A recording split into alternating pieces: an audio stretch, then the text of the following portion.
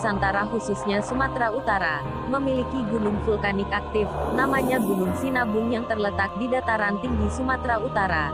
Gunung Sinabung tersebut telah meletus beberapa tahun yang lalu, sampai dengan tahun ini masih bergeliat, bahkan telah menyemburkan beberapa kali semburan debu vulkanik. Akibat peristiwa tersebut, wilayah Sumatera Utara ditutupi oleh abu vulkanik. Daerah yang lebih parah mengalami hal tersebut adalah wilayah yang radiusnya beberapa kilometer dari Gunung Sinabung.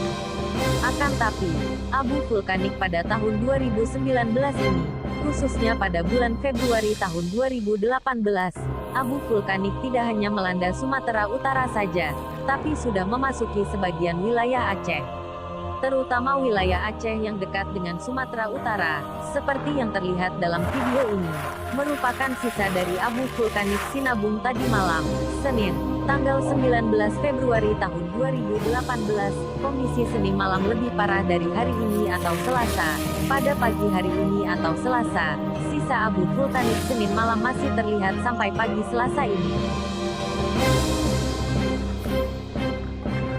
Keberadaan abu vulkanik kiriman dari Sumatera Utara menuju Aceh, diperkirakan, karena pengaruh dari terpaan angin yang bertiup menuju arah utara dari Gunung Sinabung, sehingga sampai ke wilayah Aceh.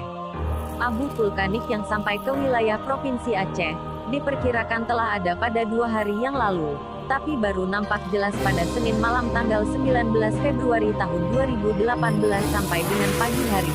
Masyarakat sangat dianjurkan untuk menggunakan masker untuk antisipasi penyakit ispa. Demikian laporan dari Aceh Utara.